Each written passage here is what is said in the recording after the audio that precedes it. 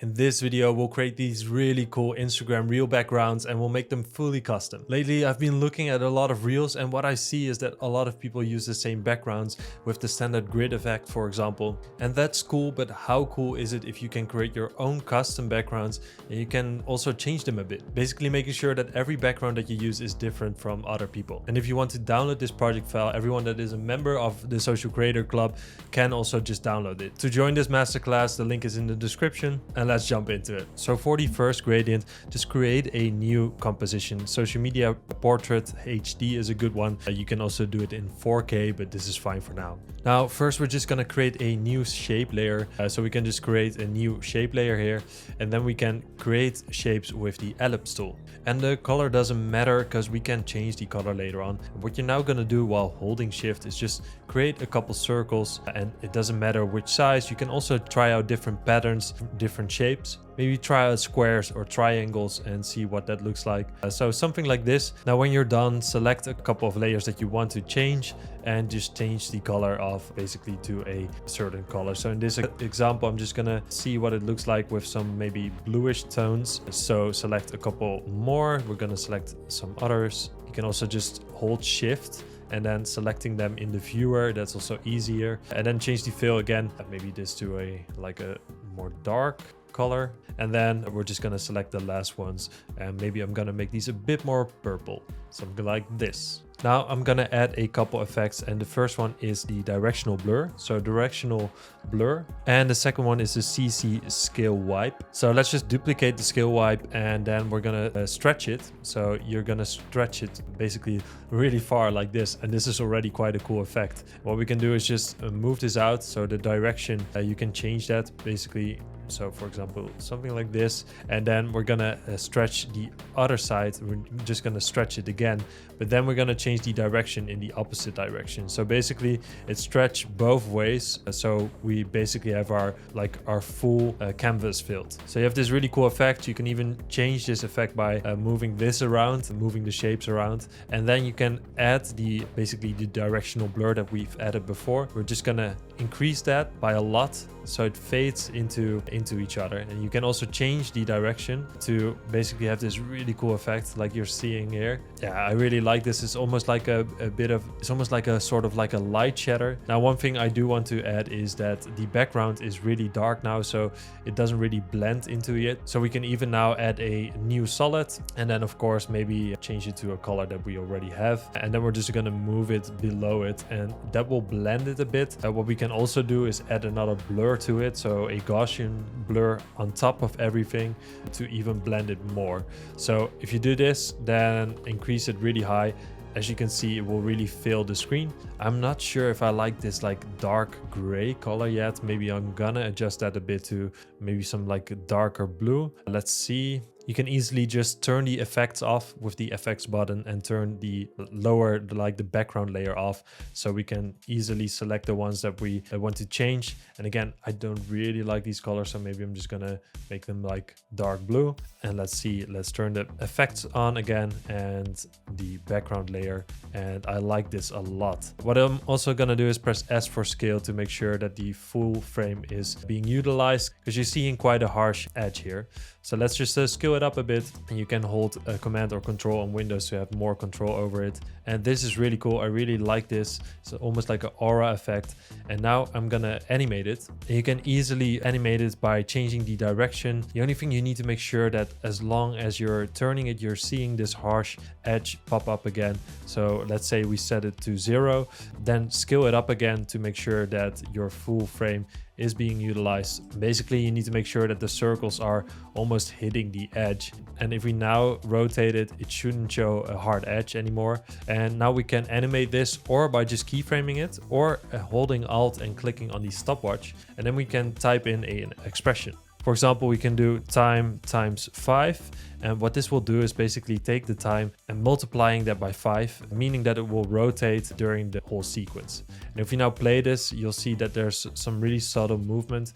You can increase this by, for example, doing this to 20, and this is way too much, but you'll see more movement in it. And as you can see, it's a really cool effect. And if you change the colors of this, adding different shapes, you can really customize this. Now let's go to our next reel background. So basically I created a new composition. I'm just gonna add a new layer solid. Color doesn't really matter, but for now make it black just to be sure. And then we'll add a fractal noise. Make sure that is the noise and grain one, not the fractal, and also not the VR fractal noise. Double click to apply it. And you might think this is a really ugly effect. It is. You need to change some settings. So you can always test around and basically click on a couple and just see what it creates. But for now, I'm going to use the dynamic twist. It will basically create this more like a twisty pattern. I'm going to change the noise type to spline. This will also make it a bit more soft. We're going to increase the contrast. It doesn't have to be perfect, just a bit high. I would say around 200 would be great. Then I'm gonna decrease the brightness a bit. So basically there's a bit more black and less white. Now let's also decrease the complexity. This will basically make sure that there's not too much detail in it. Now open the transform, and this is where it gets exciting. If we now disable the uniform scaling and we scale the height, it will basically stretch it out and it will create this really cool effect. You can even put it higher than 600 by just typing it in. This is a cool trick. So it goes to 600, but you can always type in 1000. And now to animate this, you can just easily keyframe the sub offset. And you can keyframe it or to make it go from left to right and basically giving a sort of like a curtain effect. Or you can do it from top to bottom, which is also a really cool effect. I'm just gonna animate it from top to bottom now. I think that's a cool effect. So just keyframe the sub offset and then go to the end of your composition and then just move it down. And again, this is all personal preference. You can also animate it however you want. Now what we can do is add a tint to this, and then you can easily change the white to a color that you want. As you can see, this is really cool. Or if you want it to be a bit lighter, something like this. You can now even add a background by just creating a new solid, Control Y or Command Y, and then for example we're just gonna pick this color, maybe like a darker color. Okay, and we'll put it below it and just make sure that the mode is set to screen. As you can see, it creates this really cool effect. Now what we can even do is duplicate the fractal noise and basically adding some depth to it. So change this blending mode of the fractal noise to screen, the one that you duplicated, and then invert it. It will basically fill up the black holes that you've just created. And this already is a really cool effect like you're seeing. But we can even adjust this one by going into the transform and maybe increasing the scale height even further to 2000, for example, which again will create some more depth to it. If I'm gonna turn this on and off, you'll see that it will fill up basically more the darker spots. Again, can be a really cool effect. But you can also just try out and play with these settings. For example, if you increase the complexity, you will see that it will add more like this contrasty image to it. And yeah, that's also a cool effect, or maybe decrease it if you want to. These are some ways to just basically make sure that it's really your own. And that's what I like about creating your own backgrounds, is that it's unique. Instead of using the same background video that everyone uses, you can just change things around. Now let's go to our next background. So new composition again, and again, social media portrait. And I'm just gonna create a new composition. And for this one, we're gonna add a shape. So basically just use the rectangle tool to create a shape. The fill doesn't really matter. I'm gonna make it white for now so you can really see what I'm doing here. And you just drag it out to create a square. You can also make a circle. You can also try out different shapes or like move it more up and down. You will see in a minute what it does. You can also adjust this later on. So we're going to add a wiggle path to this, which is under the add section. So you go to add and then wiggle paths. Open the wiggle paths and increase the size by a lot, and you'll basically see that it will create these mountains, I would say. Now this is not really what we want. We want it to be smooth. So first change the points to smooth, which will smooth it out. We'll decrease the detail, and which basically makes the hills a bit less hilly. Let's say we increase it a lot. You'll see what it does. As you can see, it will add a lot of detail, and this can also be a cool effect. But for now, I'm just gonna make it 2 or 1, basically make it really smooth, like these smooth mountains. I'm gonna set the correlation to 0, and it will automatically animate already. We'll just decrease the wiggles per second. Basically what this does, let's say we increase it a lot, I can also show you what it does. It will move a lot, and we don't want that. We want it to move really slow. So we'll just change this to something like 0.2. And basically what this does is it will move it really slowly, as you can see. You maybe increase it a bit, 0.4. Now this is great. I'm just gonna create a new solid. So Control Y or Command Y. And then we can just make sure that it's a dark color. You can choose whatever color you like. Again, you can even make it really bright, but for now I'm just gonna maybe use something like this. Okay, add it to our background. So drag it down below. Then we're gonna create a new adjustment layer. So let's just go to adjustment layer. Then we're gonna add a couple effects to this. So I'm gonna add a glow first of all. Make sure you have the right glow, the stylized glow. Make it really high. I would say maybe even around 400, maybe even higher. But let's see how this works. We can always adjust it later. And I'm gonna add an expression to this by holding Alt and clicking on the glow radius. And then just type in wiggle. And then the first value is the amount of seconds. And the second value is the amount of glow radius to basically change around. So for example, we can put in hundreds. It will change the glow radius a lot. And with 50, it won't change it that much. And the first 2 seconds, basically what it does is every 2 seconds, it will change the glow radius randomly. And this will basically add a bit of flicker to it and some movement to it. Next thing we're gonna do is add some noise to add a bit of depth to this. And actually you can also do this to your other effects. Just make sure that the adjustment layer is selected, double click on noise and noise will be added. Now the amount of noise you can always choose how much you want yourself. I don't like the color noise, but again, this is also personal preference.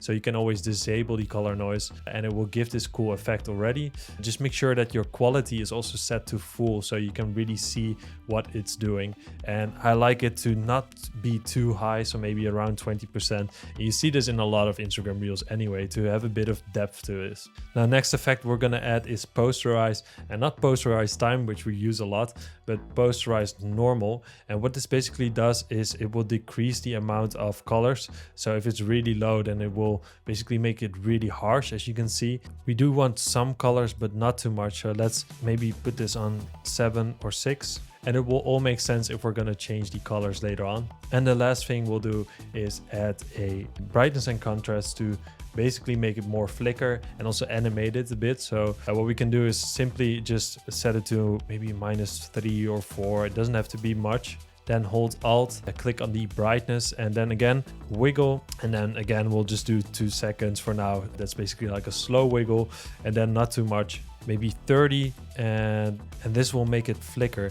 Now the last thing what we're gonna do is change the color of the shape layer. And to do this, we can of course change it here, but we can also add a 4-color gradient to it. And what's cool about the 4-color gradient is that there will be a bit more depth to the shape. It's actually called the 4-point. Sometimes that search doesn't work at all. So I'm just gonna go to generate 4-color gradient. There we go.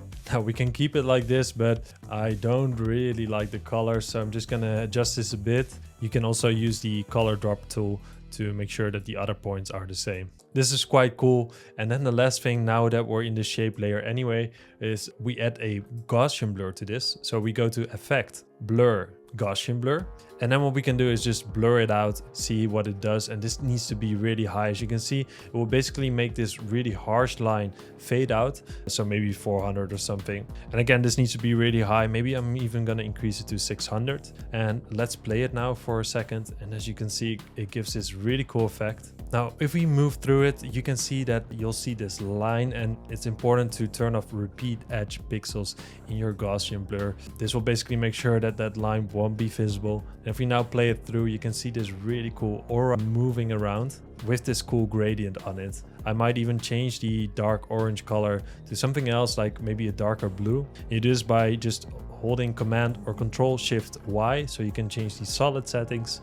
And then we can, for example, color pick this color, then go into the color settings, go into the B for brightness. And this is a really cool trick.